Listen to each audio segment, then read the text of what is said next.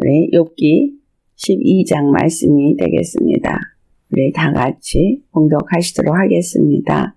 욥이 대답하여 이르되 너희만 참으로 백성이로구나. 너희가 죽으면 지혜도 죽겠구나. 나도 너희같이 생각이 있어 너희만 못하지 아니하니 그 같은 일을 누가 알지 못하겠느냐. 하나님께 불로 아뢰어 들으심을 입은 내가 이웃에게 웃음거리가 되었으니 의롭고 온전한 자가 조롱거리가 되었구나.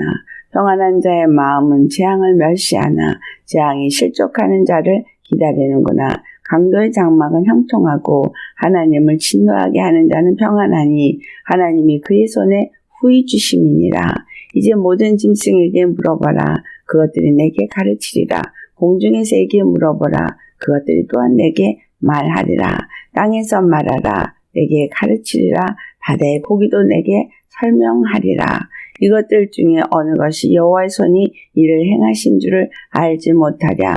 모든 생물의 생명과 모든 사람의 육신의 목숨이 다 그의 손에 있느니라. 입이 음식의 맛을 구별함 같이 귀가 말을 분간하지 아니하느냐. 늙은 자에게는 지혜가 있고 장수하는 자에게는 명철이 있느니라. 지혜와 권능이 하나님께 있고 계략과 명철은 그에게 속하였나니 그가 허르신 즉 다시 세울 수 없고 사람을 가두신 즉 놓아주지 못하느니라. 그가 물을 막으신 즉 곧 마르고 물을 보내신 즉 곧 땅을 뒤집나니 능력과 지혜가 그에게 있고 속은 자와 속이는 자가 다 그에게 속하였으므로 모사를 버릇거 벗겨 끌어가시며 재판장을 어리석은 자가 되게 하시며 왕들이 맨 것을 풀어 그들의 허리를 동이시며 제사장들을 벌거 벗겨 끌어가시고 권력이 있는 자를 넘어뜨리시며 충성된 사람들의 일을 물리치시며 늙은 자들의 판단을 빼앗으시며 귀인들에게 멸시를 쏟으시며 강한 자의 띠를 푸시며 어두운 가운데에서 은밀한 것을 드러내시며 죽음의 그늘을 광명한 대로 나오게 하시며 민족들을 커지게도 하시고 다시 멸하기도 하시며 민족들을 널리 퍼지게도 하시고 다시 끌려가기도 하시며 만민의 우두머리들의 총명을 빼앗으시고 그들을 길없는 거친들에서 방황하게 하시며 빛 없이 캄캄한 데를 더듬게 하시며 취한 사람같이 비틀거리게 하시느니라. 욥의 고백을 하나하나 읽어내려가면서 우리 자신을 돌아보게 됩니다. 욥기에 말하고 있는 욥이나 욥의 친구나 다 저들이 하는 말은 하나님 앞에 옳지 못합니다. 그런데 오늘 말씀을 보면 욥이 너희만 참으로 백성이구나. 너희만 참으로 안다고 말하는구나. 그런데 그 같은 일을 누가 알지 못하겠느냐. 그리고 너희같이 생각이 있어 너희만 못하지 내가 안다 라는 말을 할 만큼 네가 아는 건 내가 알고 네가 지혜가 있으면 나도 지혜가 있고 너희가 잘났고 생각이 있으면 나도 너희만큼 그렇다 이렇게 말합니다. 저는 예수 믿는 사람들이 하나님 앞에 똑같은 하나님의 백성으로 부름을 받았다. 이 부분에서 잠깐 말씀을 먼저 나누고 싶습니다. 하나님이 많은 사람 중에서 오늘 저와 여러분을 부르시고 이렇게 예배를 드립니다. 그런데 하나님이 부르심이 너와 나만의 부르심이냐라는 거예요. 아니라는 거죠. 예수 그리스도께서 십자가에서 죽으시고 부활하시면서 첫사람 아담의 죄를 마지막 아담으로 오셔서 갚아주실 때에 그 십자가의 죽으심은 인류 모두를 위한 속죄의 제물로 드려지심이었다라는 거예요. 그래서 속죄의 제물로 당신 자신을 십자가에서 들이심으로 우리의 죄를 그 몸에 짊어지시고 죽으시고 죽음에 있을 수 없는 생명 그 자체이기 때문에 부활하셨습니다. 그래서 이 땅에 있는 모든 사람들은 동일한 은혜를 받은 사람이에요. 동일하게 하나님의 백성으로서의 부르심을 받은 사람입니다. 이스라엘이 하나님의 부름받은 백성이고 그들이 선민이라고 말하고 이방인이기 때문에 우리가 부름을 받지 않은 것이 아니라 예수 그리스도의 은혜는 이 세상에 아담의 후손으로 태어난 모든 자들에게 동일하게 주어졌다는 거예요. 그 다음에 두 번째, 예수 그리스도께서 십자가에 죽으심으로 내가 죄와 저주와 사망에 놓여서 그 가운데 살 것을 주님이 이미 다 해결하셨다는 거예요. 그렇다면 저와 여러분은 더 이상 죄와 저주 가운데 살 필요가 없는 자가 되었다는 거죠. 그래서 십자가에 죽으실 때 다 이루었다 이렇게 말하셨어요. 또 요한일서 3장 8절에 예수 그리스도가 이 땅에 오신 것은 마귀를 멸하려 함이라. 십자가에서 죽으시고 부활하시면서 우리 죄값을 다 지불하시고 마귀를 다 멸하셨다. 그렇다면 예수님 안에서 어떤 자가 되어지게 한 거예요? 세 번째, 자유함을 얻은 자가 되었다는 거예요. 자유함을 얻었으면 늘 행복하고 늘 감사하는 자가 되어야 되는데 하나님은 모든 이루신 것을 믿음으로 누리기를 원하신다는 거예요. 갈라디아서 3장 10절 말씀에 율법 행위에 속한 자들은 저주 아래 있나니 라는 말씀이 있어요. 그러니까 내가 아직도 어떤 율법의 행위로 뭔가를 하고자 하는 자는 죄와 저주와 사망 아래 아직도 있다라는 거예요. 예수 그리스도 안에서 모든 것이 해결이 되었는데 아직도 저주 아래 있는가? 율법을 행하고자 하는 사람은 항상 율법 아래 있으려고 하다 보니 율법의 행위로 의롭다함을 얻으려고 하니까 율법을 행하고 율법대로 행하지 아니하면 저주와 사망을 두려워하는 자가 되기 때문에 저주 아래 있는 자라는 거죠. 예수 그리스도가 이미 다 이루신 것을 누리지 못하기 때문에 갈라디아서 3장 13절에 하시는 말씀에 예수님이 율법의 저주에서 우리를 속량하셨다는 거예요. 우리를 속량하셨다는 거. 이 말씀이 율법 아래 매여 있고 죄로 말미암아 사망을 두려워하는 자가 되어 있던 자를 자유케 하셨다는 거죠. 갈라디아서 3장 22절에 성경이 모든 것을 죄 아래에 가두었나니 이는 예수 그리스도를 믿음으로 말미암는 약속을 믿는 자에게 주려 하심이라 라는 말씀이 있어요.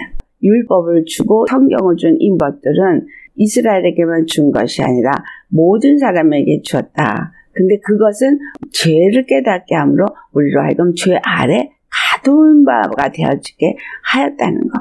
구약이 우리를 죄 아래 가두었다면 신약은 우리에게 예수 그리스도로 말미암아 믿음으로 자유함을 얻은 자가 되었다는 걸 가르쳐줘요.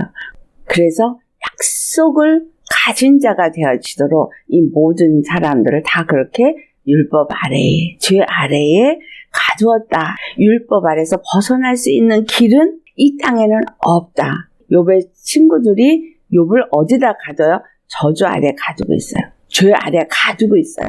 욥의 고백도 자기를 이렇게 죄 아래 가두는 것에 대해서 하나님 앞에 신음을 하는 거예요. 근데 그의 고백이 나는 의롭고 온전한 자라라고 말하고 있어요.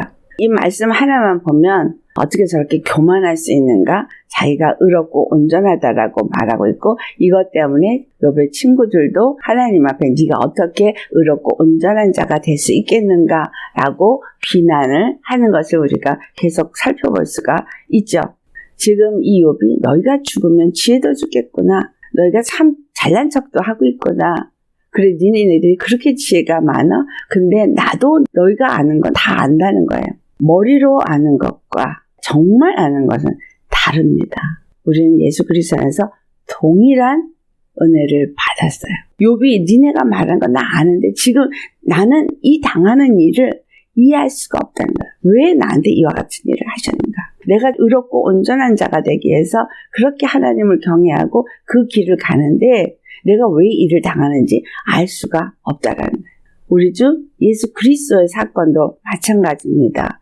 그가 의롭고 온전한 자입니다. 그런데 왜 웃음거리가 되고 왜 조롱거리가 되어지게 하셨는가라는 거예요. 아까 갈라디아서 3장 22절의 말씀처럼 왜 예수 그리스도를 그렇게 했어야만 되느냐? 믿는 자들에게 약속을 얻게 하려 하십니다.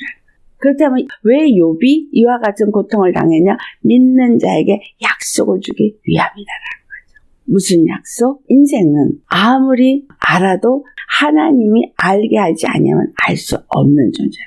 욥기 12편에 하는 말을 보니 모든 짐승에게 물어보라. 공중의 새에게 물어보라. 그들도 안다라는 거예요. 무엇을 알아요? 하나님에 대해서 안다는 거예요. 짐승도 공중의 새도 바다의 물고기도 다 지음을 받았기 때문에 그들이 하나님을 안다는 거예요. 욥이 말한 것처럼 짐승을 보고서도 거기서 가르침을 받을 수 있고요. 새를 보고서도 가르침을 받을 수 있고 물고기를 보고도 가르침을 받을 수 있어요. 만물의 영장이라고 하는 이 인간들이 오히려 교만해서 짐승만 못해요. 보잘것없다고 우리가 생각하는 미물들도 하나님께 다 가르침을 받고 그들의 삶을 통해서 우리에게 무엇인가를 가르쳐주고 있다라는 거예요. 욥이 말한 것처럼 모든 것이 다 여호와께서 행하신 줄을 동물도 알고 새도 알고 다 안다는 거죠. 그들은 자기들의 생명이 하나님이 세워진 그 시간표 안에서 그 뜻대로 모든 것이 이루어진다는 것을 알고 그대로 행한다는 거예요. 근데 이러한 말을 들으면서 얼마만큼 나 자신에 대해서 돌아보고 있는가. 입의 음식의 맛은 구별을 합니다. 또 어떤 사람의 말을 구별을 합니다. 근데 정말 하나님이 우리에게 주시는 말씀의 맛을 구별하는가? 하나님이 하늘로부터 주시는 지혜의 말과 이 땅의 사람의 말을 구별하는가? 정말 영적인 분별력이 우리에게 있는가? 늙은 사람이 되면 이 땅에 사는 동안에 많은 삶의 경험 속에서 지혜가 있고 명철이 있다라고 욥이 말하고 있지만 인생은 하나님이 깨닫게 하지 않으면 아무것도 알 수 없다 라는 말을 하고 있는 거죠. 그런데 진정한 참된 지혜와 참된 명철은 하나님께 있다라는 말을 합니다. 이 땅에 아무리 지혜 있는 사람이 살아도 하나님이 허락한 한도 안에서 지혜가 있고 명철도 하나님이 주신 한도 안에서 명철이 있어요. 너나 나나 지혜가 있다 한들 명철이 있다 한들 하나님 안에서 하나님이 주어진 그 안에서 밖에는 없다라는 거예요. 무슨 말 하는 거예요? 잘난 척 할 것이 아무것도 없다라는 겁니다. 하나님 앞에 내가 뭔가 잘났다고 할 만한 게 아무것도 없다는 거예요. 내가 잘난 척할 게 아무것도 없다는 얘기는 다른 사람을 비난할 만한 것도 아무것도 없다는 거예요. 또 욥이 내가 의롭고 온전하다고 말을 하는 것처럼 내가 열심히 뭔가 의롭고 온전한 자로 사는 것처럼 해도 내가 아는 지혜, 내가 아는 그 바운드리 안에서 의롭고 온전할 뿐이지 이 인생이 행하는 것은 아무것도 의롭고 온전할 수 있는 것은 없다는 거예요. 지혜도 그렇고 또 의도 그렇고 하나님이 말씀하는 의나 하나님이 말씀하시는 그 온전함이나 이것은 짐승이든 새든 이 땅의 미물, 생물들 다 똑같다라는 말을 하고 있습니다. 우리에게 진정한 지혜와 진정한 생명과 진정한 권능과 명철과 이 모든 것이 다 어디로부터 오느냐? 골로새 2장 3절에 말한 것처럼 오직 예수 그리스도로 말미암아서 우리에게 온다는 사실을 잊지 말아야 할 것입니다. 절대 잊지 말아야 하는 것. 모두가 율법 아래 저주 아래 다 갇혀져서 그 안에서 아무리 잘난 척하고 지혜를 말하고 똑똑하고 하나님을 아는 것 같이 말해도 하나님을 알게 해주신 것 그 이상은 알 수가 없는 게 인생이고 욥이 말한 것은 네 내가 알고 있는 거 나에게도 알게 해주셨고 그래서 내가 알아. 짐승도 알아. 내가 아는 것을 자랑할 것이 인생에게는 없다는 거예요. 하나님을 모르는 사람들은 이 땅에서 뭔가를 얻고 어리를 써서 계략을 써서 쌓고 있습니다. 그러나 그것도 하나님이 허락한 한도까지일 뿐이다라는 거예요. 오늘 보면 14절에 그가 허르신 즉 인생은 다시 세울 수가 없고 사람을 죄에 가두어 놓으면 그걸 누가 놓아줄 자가 없다는 거예요. 애굽에서 나오고자 했지만 바로의 마음을 강팍하게 했을 때 이스라엘은 노임을 받을 수가 없었어요. 하지만 하나님이 구원의 하나님이 되신 걸 나타냈을 때 바로가 이스라엘 사람들을 가두어 줄 수도 없었습니다. 하나님이 하고자 하시는 대로 하실 뿐이고 그 안에서 우리는 주신 은혜를 구할 것뿐이다 라는 겁니다. 주님이 물을 막으시면 곧 마른다는 거예요. 하늘로부터 지혜의 말씀을 우리에게 주지 않으면 우리는 그 말씀을 받아 먹을 수가 없어요. 하나님이 우리를 만나주지 않으면 우리는 하나님을 만날 수가 없거든요. 그래서 이스라엘 사람들이 동서남북의 빛을 비추라는 걸 말할 때 아모스 8장 11절에 저들이 물이 없어 가람이 아니고 양식이 없어 굶주림이 아니라 여호와의 말씀을 듣지 못한 기근이다 라는 말을 하는 것처럼 하늘을 막아버리고 말씀을 안 주면 말씀을 풀어낸다고 열심히 목사님들이 또는 신학자들이 연구하고 말하더라도 알 수가 없는 거예요. 하나님이 주시지 않으면 아무도 하늘로부터 생명수의 말씀을 받을 수가 없어요. 깨달아 알 수도 없어요. 또한 그거를 흘려내보낼 수도 없어요. 하나님의 뜻대로 이 세상은 움직여지고 있고 모든 것은 도대체 무슨 뜻을 위해서 움직여지고 있느냐. 나에게 믿음을 주시고 약속을 주기 위해서. 가나안 땅의 약속을 아브라함에게 주셨고 이삭에게 주셨고 야곱에게 주셨고 이스라엘이 그 약속을 가진 것처럼 하나님은 그 약속을 그리스도 예수를 믿는 모든 자들에게 주기를 원하신다는 거예요. 그 약속이 뭐예요? 거룩한 나라인 영생에 이르게 하는 약속을 주고자 하신다는 거예요. 오늘 17절부터 보면 모사를 벌거벗고 끌어가시며 재판장을 어리석은 자가 되게 하시며 왕들이 맨 것을 풀어서 그의 허리를 동이시며 제사장들을 벌거벗고 끌어가시고 권력의 인자를 넘어뜨리시며 충성된 사람들의 말을 물리치시며 늙은 자의 판단을 빼앗으시며 귀인들에게 멸시를 쏟으시며 강한 자의 찌를 푸시며 어두운 가운데서 은밀한 것을 드러내시며 죽음의 그늘을 광명한 대로 나오게 하시며 이 모든 것들은 무엇을 말하고 있어요? 이스라엘을 통해서 하나님은 우리에게 이와 같은 것들을 다 보여줬다는 거예요. 아론의 자손들이 우리는 대제사장의 후손이야 우리는 아브라함의 후손이야 한다고 할지라도 모든 것들을 벌거벗기시고 엎어버리시는 사건들을 보았어요. 하나님 앞에 선택되었다고 자긍할 수 있는 게 없는 것을 보았습니다. 어두운 가운데서 그들이 행한 모든 것을 대낮처럼 다 드러내셨죠.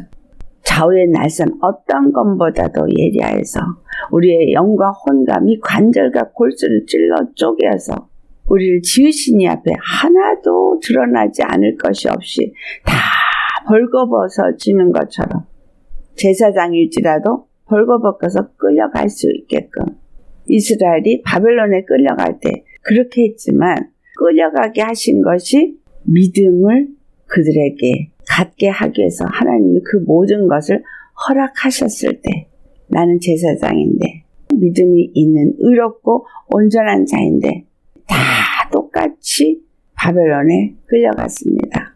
또 오늘 보면 23절에 민족들을 커지게도 하시고 다시 멸하기도 하시고 민족들을 널리 퍼지기도 하시고 다시 끌려가기도 하시고 이스라엘이 그와 같았잖아요.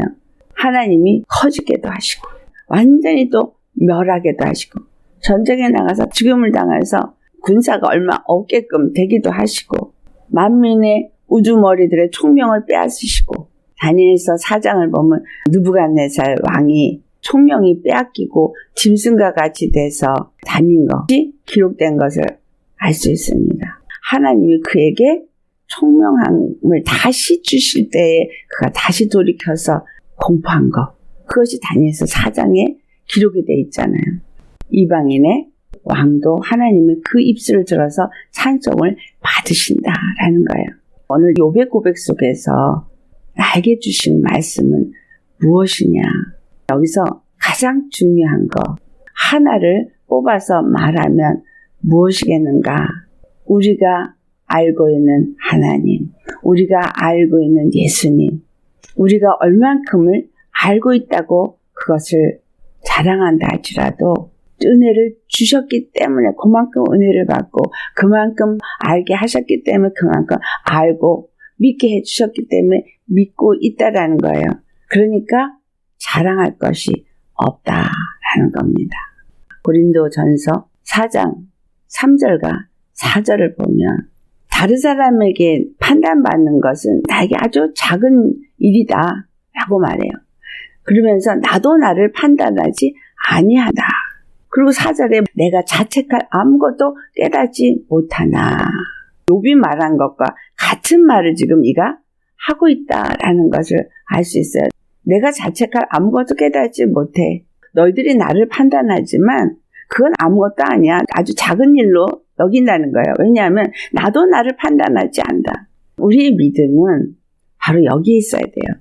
욥이 말한 것이나 친구들이 그를 비난한 것 앞에서 고린도전서 4장 3절과 4절의 말씀을 우리 또한 할 수 있어야 한다는 거예요.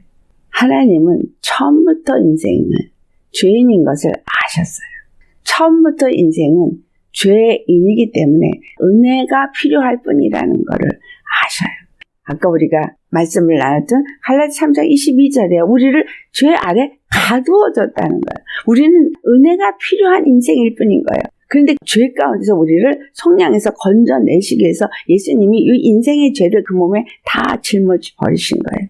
그렇기 때문에 나도 나를 판단하지 않고 다른 사람도 판단하지 말아야 하고 또 내 스스로가 나를 자책할 아무것도 깨닫지 못할 만큼 예수 그리스도 안에서 자유함을 얻은 자가 되어야 한다는 거예요. 이 말을 잘못 오해하면 예수님이 내 죄를 다 사해줘서 계속 죄를 져도 자책할 아무것이 없다. 이 말이 아니에요.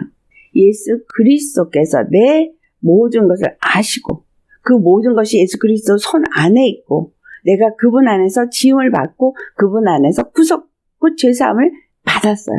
나는 이제 예수님을 믿는 믿음을 가진 자로서 예수 그리스도 안에 거하는 자라는 거예요.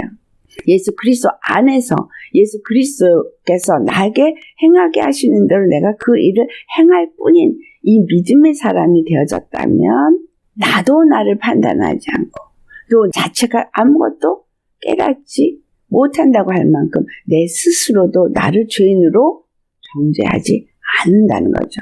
그 다음에 고린도전서 4장 4절 뒷부분에 이로 말미암아 의롭다함을 얻지 못하기 때문이라는 거.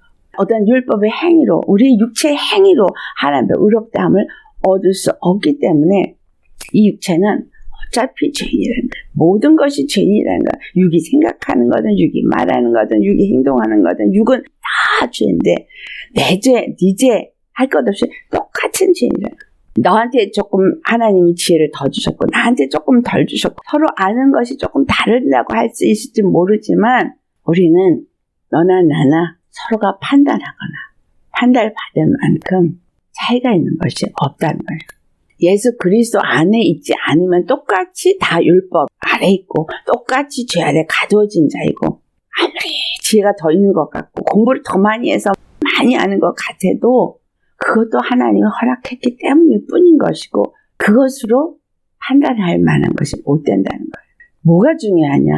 예수 그리스도 안에서 믿음을 가진 자냐? 약속을 가진 자냐? 이게 중요하다는 거예요. 예수 그리스도 안에서 믿음을 가진 자라면 나는 아무에게도 판단받을 필요가 없는 의를 가진 자야. 옳다함을 인정받은 자야. 그래서 다른 사람이 나를 판단해도 내가 예수 그리스도 안에서 믿음으로 행하고 성령님의 인도함으로 내가 행하기만 한다면 다른 사람이 나를 뭐라고 판단해도 거기에 흔들릴 필요가 없는 거죠. 사도 바울은 자기가 어떤 사람인지를 잘 알아요. 고린도전서 4장 1절에 자기를 표현하기를 하나님의 비밀을 맡은 자로 표현하면서 예수 믿는 사람들은 그리스도의 일꾼이고 하나님의 비밀을 맡은 자로 여겨라. 그래서 2절에 맡은 자들에게 구할 것은 충성이니라 이 말을 합니다.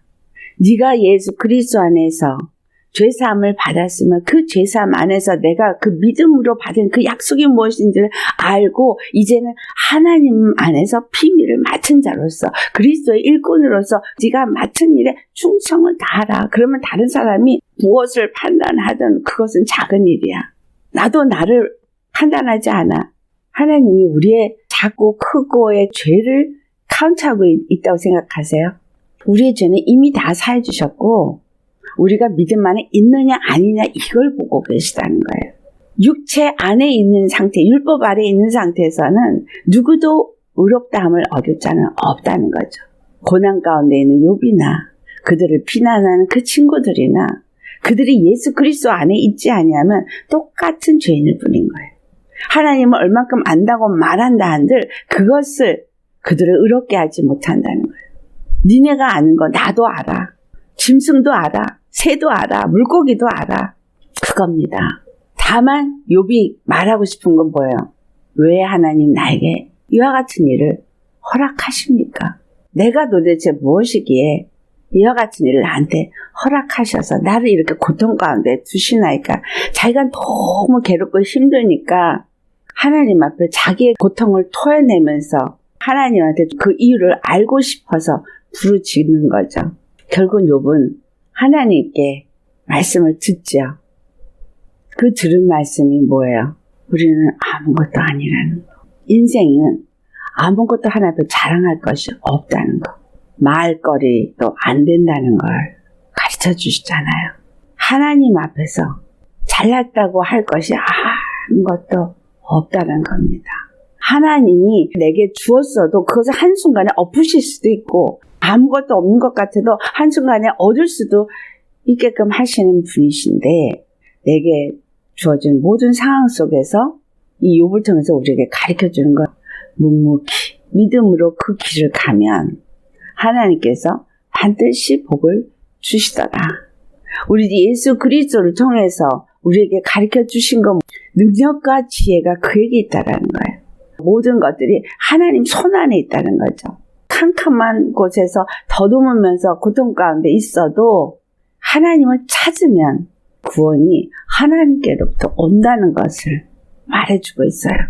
사람과 변론할 필요가 없고 사람 앞에 자랑할 것도 없고 오직 하늘로부터 주시는 하나님의 지혜를 구할 뿐이라는 거예요. 하늘로부터 주시는 하나님의 지혜를 구하는 자가 되어지고 또 구하였을 때 그 지혜를 주었으면 주신 만큼 그 지혜를 주신 것에 감사할 뿐인 것이고 나에게 필요한 것이 있을 때 그 필요한 것을 채워줄 수 있는 구원의 하나님께 구할 뿐이고 구할 것을 주셨으면 구한 것을 주심에 감사할 뿐이고 생각나는 말씀 없으세요? 마태복음 6장의 말씀이 생각이 나요. 6장 24절 말씀 내일 일을 위하여 염려하지 말라. 내일 일은 내일 염려할 것이요 한날의 괴로움은 그날에 족하다. 그러니까 그날 주님이 주신 그 안에서 그 나라와 의를 구하는 자로 살고 있는가, 믿음 안에 살고 있는가, 하나님에게 인도함을 받고 살고 있는가, 이게 중요하다는 거예요.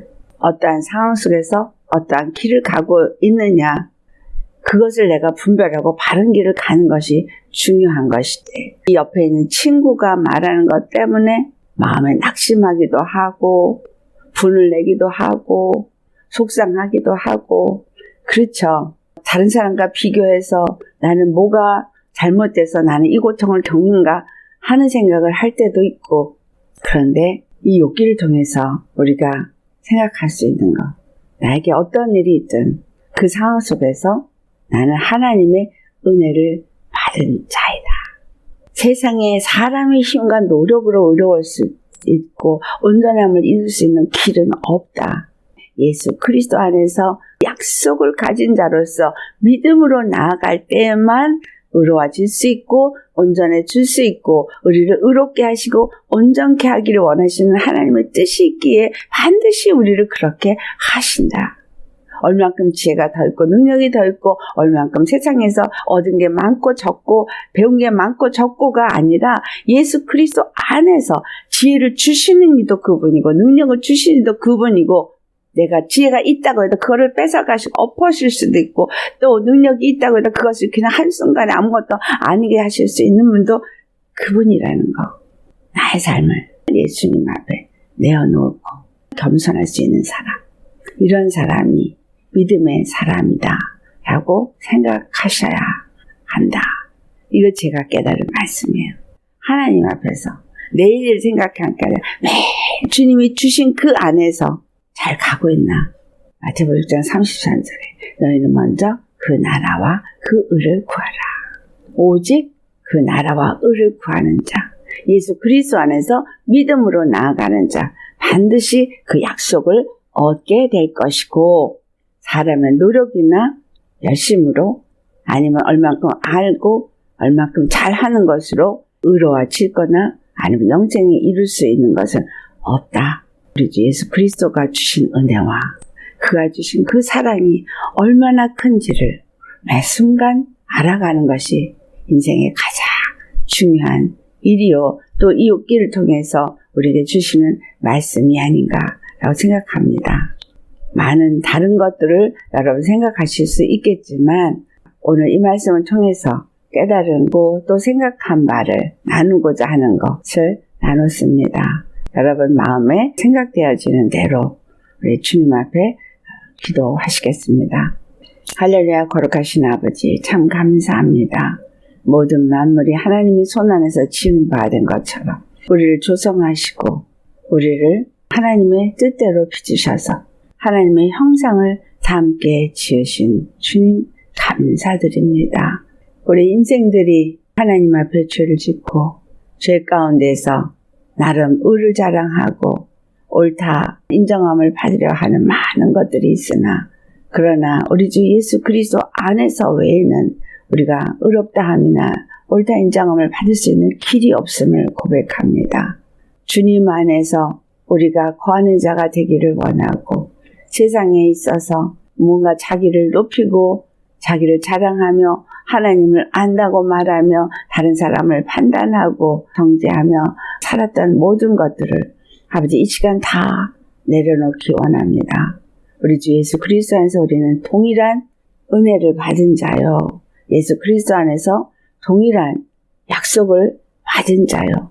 우리는 함께 하나님이 뜻하신 그 뜻을 이루어가기 위해서 오늘도 사는 자인 것을 고백합니다. 그래서 우리가 구할 것은 그 나라와 의를 구하고 우리 주 예수 그리스도 안에서 어떠한 믿음으로 오늘을 살고 있는가.